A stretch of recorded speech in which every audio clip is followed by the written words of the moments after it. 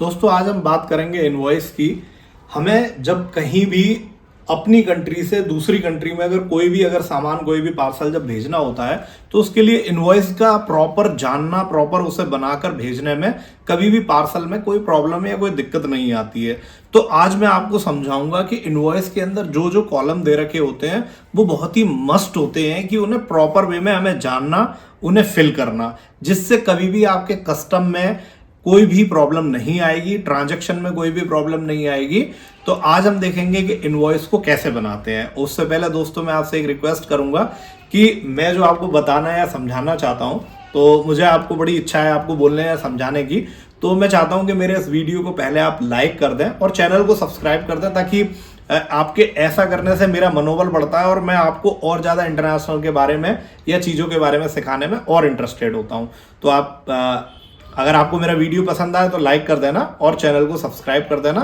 मैं आपको बताता हूं, सिखाता हूं कि कैसे इनवॉइस का जो परफॉर्मा है उसे हम समझेंगे। तो सबसे पहले आइए इनवॉइस को हम समझते हैं कैसे बनाया जाता है। तो ये इनवॉइस का फॉर्मेट है जो आप देख रहे हो, और इस इनवॉइस के फॉर्मेट के अकॉर्डिंग हम किसी भी पार्सल को एक देश से दूसरे देश में भेज सकते हैं। जो शिपर जो दे रखा है यहाँ पर, ये शिपर नेम जो है वो ऑलवेज जो है वो डॉक्यूमेंट के अकॉर्डिंग ही होता है। मतलब आप के पास जो भी कस्टमर ने आपको डॉक्यूमेंट दे रखे हैं, अगर उसने आपको जीएसटी कॉपी दे रखी है तो आप जीएसटी कॉपी पे जो भी एड्रेस लिखा हुआ है उसके अकॉर्डिंग ही आप यहाँ पर एड्रेस लिखें। अगर पर्सन टू पर्सन अगर आप इनवॉइस बना रहे हैं तो आधार कार्ड के अकॉर्डिंग यहाँ पर कस्टमर का भेजने वाले का नाम और उसका पूरा address, email ID, phone number सहित यहाँ पर लिखें।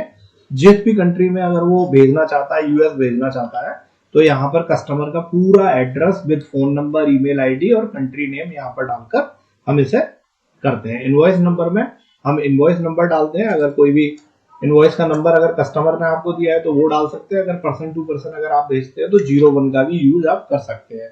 डेट के कॉलम में आप डेट कोई भी डाल सकते हैं, 2 दिन, 4 दिन, 10 दिन पहले की डेट भी आप डाल सकते हैं।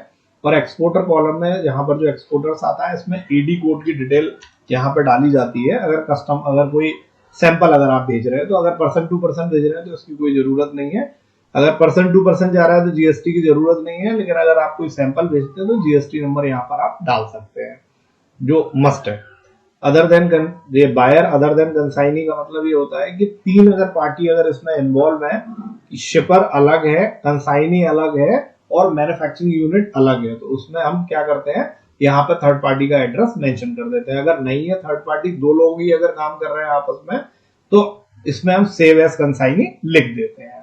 तो कंट्री ऑफ ओरिजिन का मतलब होता है कि जिस भी कंट्री में गुड्स को बनाया जा रहा है या भेजा जा रहा है, ट्रेडिंग की जाती है, तो वहां पर उस कंट्री का नाम, हमारी कंट्री ही हमेशा यहाँ पर इंडिया ही हम यहाँ पर डालेंगे।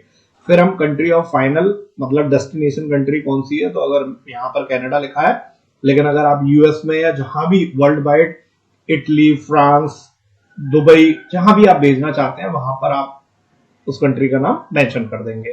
टर्म्स ऑफ पेमेंट डिलीवरी, इसमें terms of delivery and payment.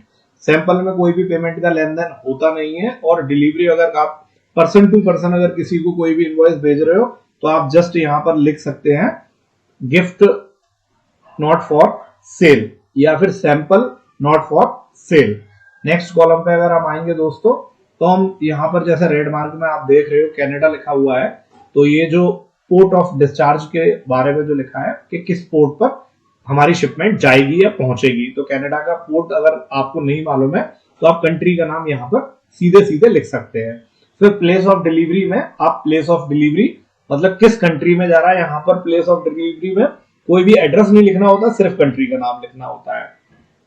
Marks and numbers of box, यहाँ पर आप कितने कार्टन भेज रहे हो, 1 बॉक्स, 2 बॉक्स, 3 बॉक्स, 4 बॉक्स, वो नंबर यहाँ पर आप मेंशन कर दीजिए। फिर आता है डिस्क्रिप्शन ऑफ गुड्स, यहाँ पर आप मेंशन कर दें कि क्या सामान अगर आप भेज रहे हैं। अगर आप कोई भी हैंडीक्राफ्ट के गिफ्ट भेज रहे हैं तो हैंडीक्राफ्ट आइटम यहाँ पर लिख दीजिए। जो भी सामान आप भेज रहे हैं, शूज भेज रहे हैं तो यहाँ पर शूज लिख दीजिए। जो भी चीज आप भेजना चाहते हैं वो यहाँ डिस्क्रिप्शन ऑफ गिफ्ट्स में आप लिख सकते हैं। गुड्स में HSN कोड में आप सर्च कर लीजिए, आपका जो भी आइटम है आप गूगल पर जाएंगे और वहां पर HSN कोड डालेंगे तो HSN कोड आपको वहां पर मिल जाएगा उसका पर्टिकुलर का। आजकल HSN कोड हर कंपनी का मैंडेटरी हो चुका है, चाहे वो फेडेक्स, DHL, UPS, एयरफैक्स कोई भी कंपनी हो, तो आप गूगल से सर्च कर लीजिए और आपको HSN कोड वहां पर मिल जाएगा। क्वांटिटी में हम किसी भी चीज को पेयर में भेज रहे हैं, पीस में भेज रहे हैं, वो यहाँ पर लिखना पड़ता है। अगर आप शूज भेज रहे हैं तो पेयर होगा, अगर आप कोई हैंडीक्राफ्ट आइटम एक सिंगल भेज रहे हैं तो वो पीस में आ जाएगा। और एक पीस का प्राइस क्या है, सपोज करिए कि कोई एक पेयर है तो यहाँ पर हमने पेयर लिख लिया शूज का, और दूसरा उस एक पेयर की कॉस्ट क्या है, सपोज करिए कि एक पेयर 1200 रुपए का है।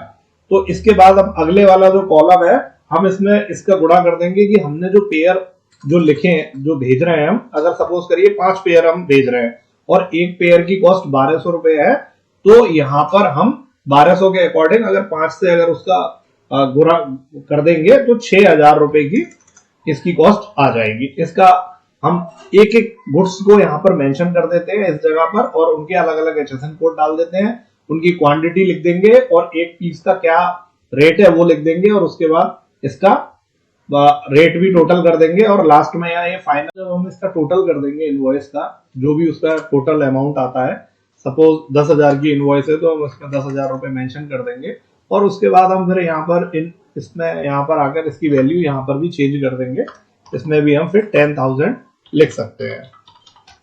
तो इस तरह से ये दोस्तों हमारी इनवॉइस कंप्लीट हो जाएगी। आप एक्चुअल वेट और डायमेंशन डालना चाहें तो डाल सकते हैं, अदरवाइज ये आपकी इनवॉइस का ये सेम फॉर्मेट है। और सिग्नेचर और डेट यहाँ पर लिखिए। आप यहाँ पर अगर आप पर्सन टू पर्सन बेचते हैं तो आप यहाँ पर सिर्फ सिग्नेचर कर दीजिए, अगर आप सैंपल में बेचते हैं तो यहाँ पर आप सिग्नेचर कर दीजिए और कंपनी की स्टैंप लगा दीजिए। तो इस तरह से ये इनवॉइस का डिस्क्रिप्शन है, और आप इस तरह से आप इनवॉइस के बारे में इनवॉइस को बना सकते हैं। तो दोस्तों इस तरह से ये इनवॉइस बनाई जाती है। इनवॉइस की जो जानकारी है वो ये जानकारी है। अगर फिर भी अगर आपको ऐसा लगता है कि इनवॉइस के किसी भी कॉलम में या किसी भी चीज़ में अगर आपको कोई भी किसी भी प्रकार का डाउट है, अगर ऐसा लगता है कि ये चीज़ आपको नहीं समझ में आ पाई है, तो आप मुझे कमेंट्स कर दीजिए, ताकि आप मुझे कमेंट्स करके पूछेंगे तो मैं आपको उसमें बता सकता हूँ कि पर्टिकुलर किसी भी कॉलम के बारे में आप क्या जानना चाहते हो कि इनवॉइस में अगर कोई चीज़ रह गई है, छूट गई है, या हो सकता है मुझसे और क्लियर नहीं अगर आपके समझ में आया, तो आप मुझे कमेंट करिए, कमेंट करके आप पूछिए, तो मैं आपको वो सारी चीज़ें फिर दोबारा से इनवॉइस के अंदर क्या क्या और चीज़ जो आपको नहीं समझ आई है